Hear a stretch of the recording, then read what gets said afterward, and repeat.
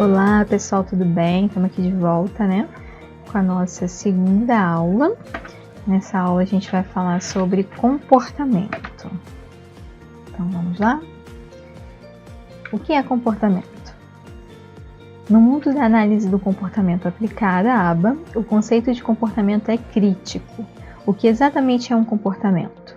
Comportamento pode ser definido entre privado e público, ou interno e externo.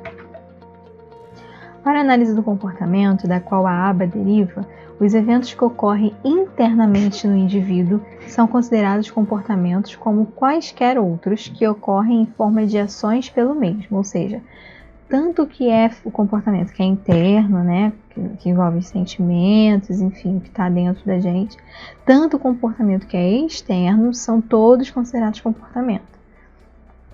Imaginar, sentir e pensar, né, seria falar consigo mesmo, são coisas que ocorrem internamente. A única diferença que a análise do comportamento faz entre um comportamento que ocorre externamente e um que ocorre internamente é exatamente esta. No primeiro caso, somente a pessoa que se comportou, imaginou, pensou, sentiu, teve acesso direto ao evento e pode, portanto, falar sobre ele, que é por isso mesmo chamado de um evento privado, sendo outros chamados de um comportamento público.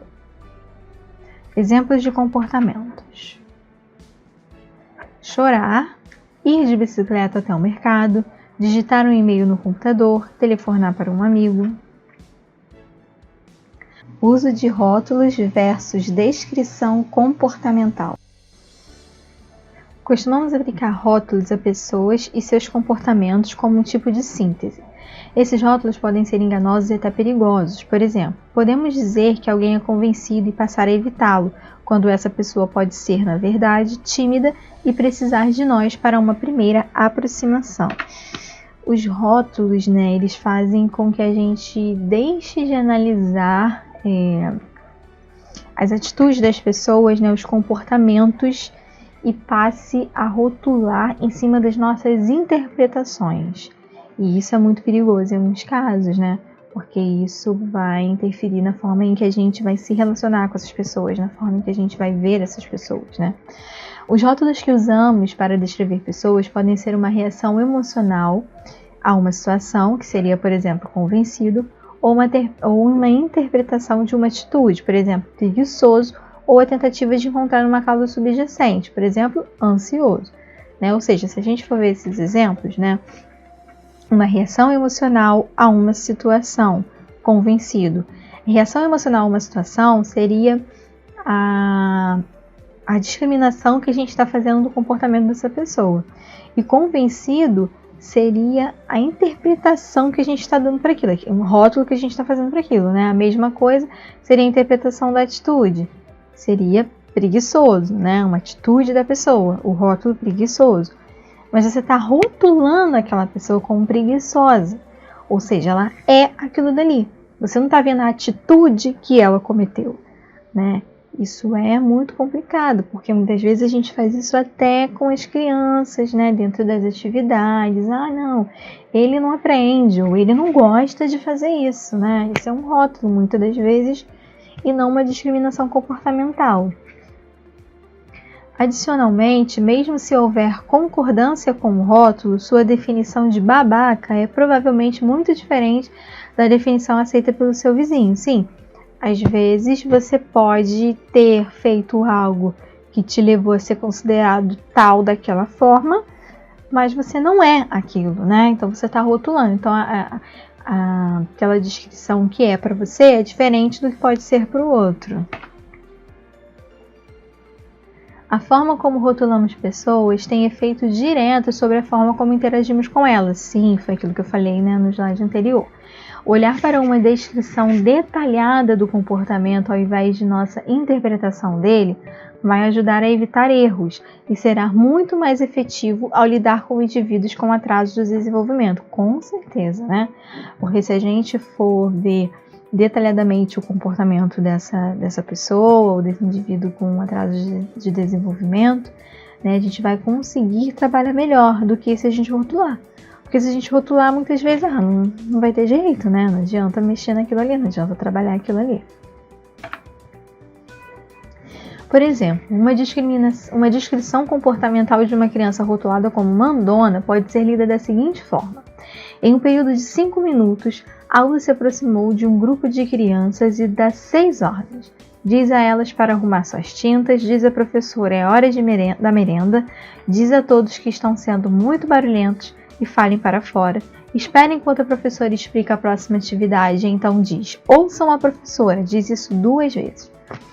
Né? É interessante você observar como os números são usados, números de ocorrências dentro de um certo período de tempo. Né? Ou seja, você precisa analisar analisar as atitudes dele, né? O número de ocorrência em certo período de tempo e tudo isso. E não simplesmente rotular ele já como uma criança mandona. Né? Uma coisa é você fazer um rótulo, outra coisa é você estar analisando o comportamento dele e trabalhar em cima daquele comportamento. Como manejamos ou alteramos o comportamento? Condicionamento operante. É o processo que usamos para ajudar a modificar ou trocar um comportamento que é indesejável ou para reforçar um comportamento desejável. Um comportamento seguido de um estímulo reforçador resulta em um aumento de probabilidade daquele comportamento se repetir no futuro. Sim, né, a gente vai estar reforçando, a partir do momento que a gente está reforçando a tendência, o que se espera realmente é isso, né, que seja feito aquilo, né, que seja repetido aquilo no futuro. A gente vai ter uma aula só falando só sobre reforçadores, e aí vai ficar mais claro para vocês. Por exemplo, se você preparou e serviu um jantar elaborado e todos os seus convidados a elogiam e dizem quanto a sua comida é maravilhosa, provavelmente você tornará a fazer outros jantares como este. Por outro lado, se todos brincarem e disserem que sua comida tem gosto ruim, provavelmente você nunca mais voltará a cozinhar esse prato novamente. As consequências positivas ou negativas do seu comportamento determinam se você vai repeti-lo ou não. Né? Isso acontece direto assim, no nosso dia a dia. Né?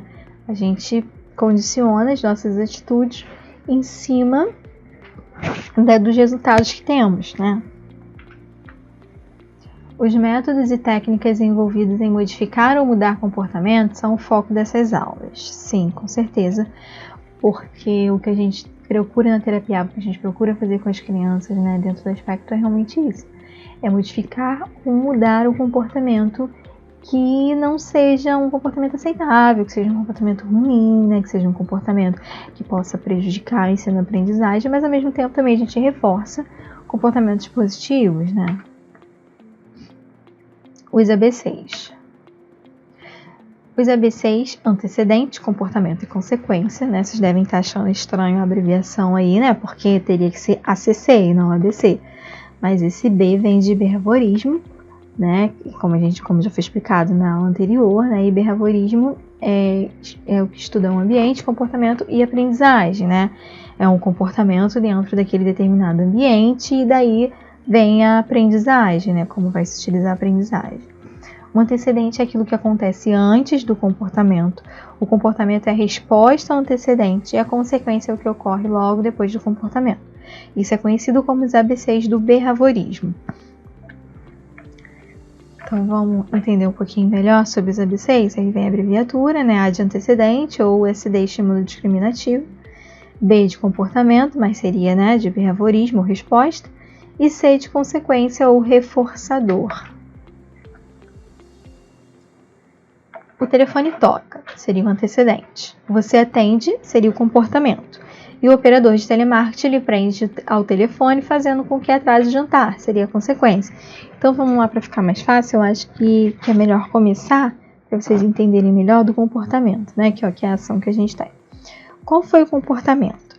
Foi atender o telefone.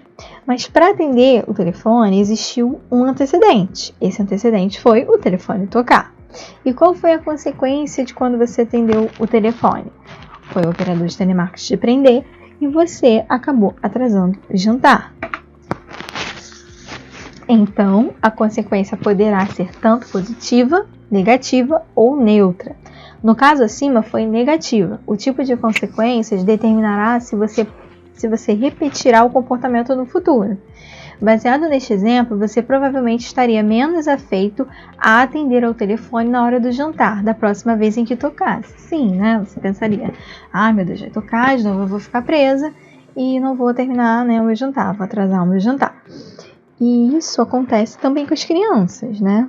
A gente dá certos estímulos, reforçadores, para que isso fique na criança, né? Que aconteça, que a consequência daquele reforçador, né, possa trazer algo em que a criança continue aquele processo ou ela freie, né? Dependendo se for um processo que a gente queira, tá instruindo para a criança, um comando, ou retirando.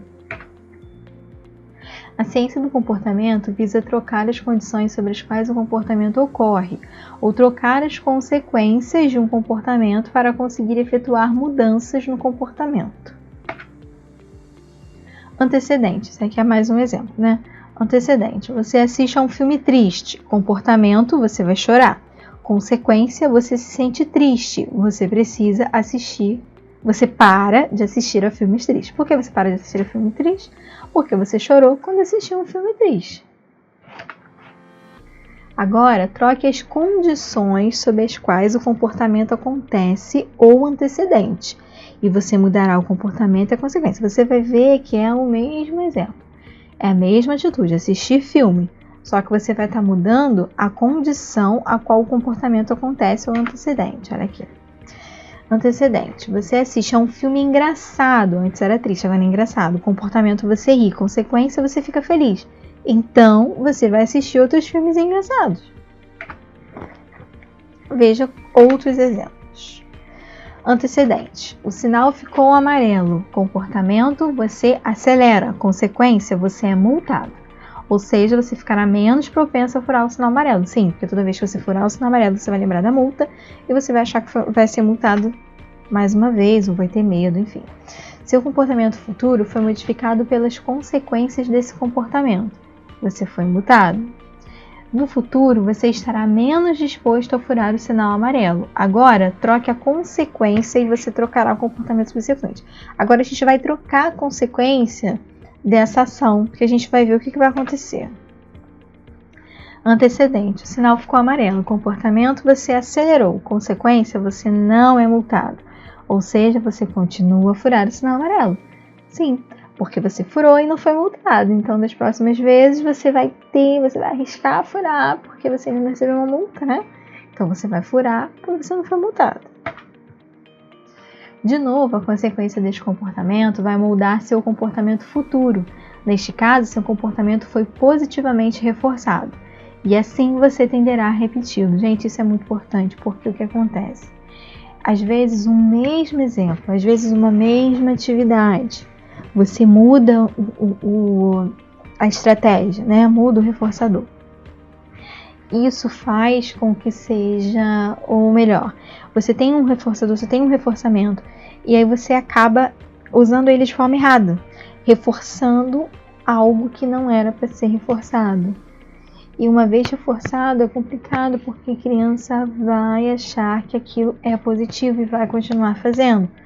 Que é como esse caso de furar o sinal amarelo. A gente sabe que furar o sinal amarelo não é uma coisa certa, mas a pessoa que furou não foi multada, então ela está sendo reforçada, é um reforçamento a ela continuar furando o sinal amarelo, mesmo sendo uma coisa errada. Observando e medindo comportamentos. Uma característica-chave do comportamento é que ele é observável e mensurável. O comportamento é geralmente medido com base em sua duração. Duração, frequência e intensidade. Então, vamos ver sobre a duração.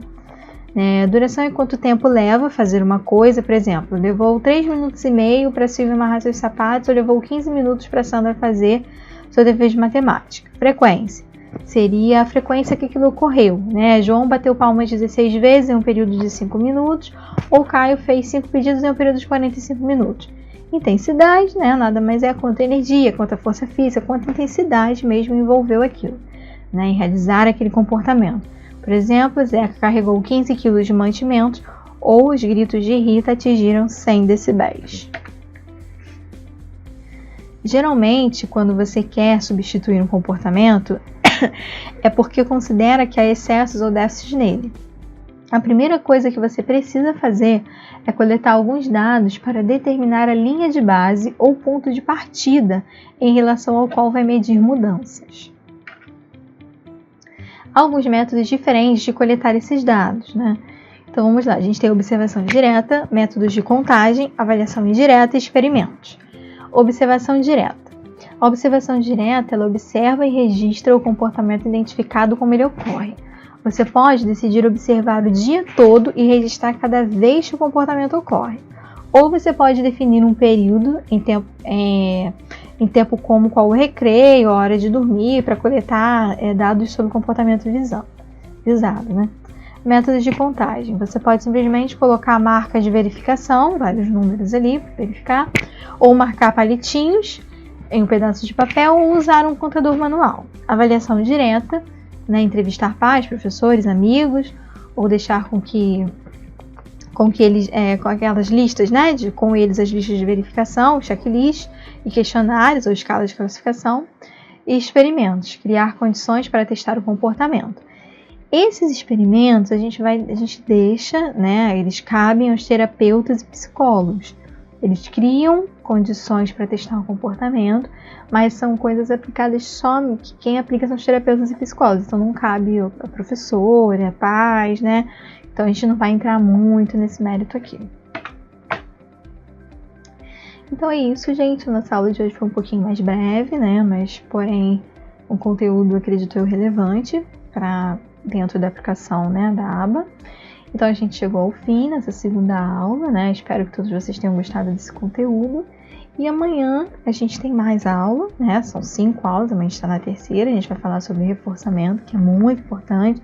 É um conteúdo bem mais extenso, né? Que vocês vão, acredito eu, que vocês vão começar a entender bem melhor sobre a aplicação mesmo do aba, né? Em questão do reforçamento.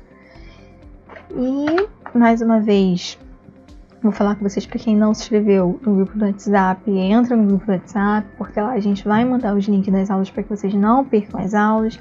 A gente vai mandar também alguns conteúdos importantes e também no final da semana, para quem ainda estiver lá no grupo, a gente vai desvendar aí e mandar uma surpresinha, tá bom? Então deixe seus comentários aqui embaixo, que é muito importante pra gente saber se essa aula foi relevante, se você gostou, né? É importante para o nosso trabalho. Siga a gente lá no Instagram, @aprendaautismo. Né? E é isso. E aqui também, embaixo ou na lateral, tem conteúdos exclusivos, né? Conteúdos para que vocês possam estar aí agregando, né, no que vocês já estão aprendendo. E também tem alguns exercícios, né? Tem até o slidezinho aqui, né? Para vocês fazerem alguns exercícios, né? Aqui abaixo está informando como vocês podem ter acesso a esses exercícios para que vocês possam tá aí exercitando, né, o que vocês já aprenderam, tá ok? Então é isso, gente, até a próxima aula.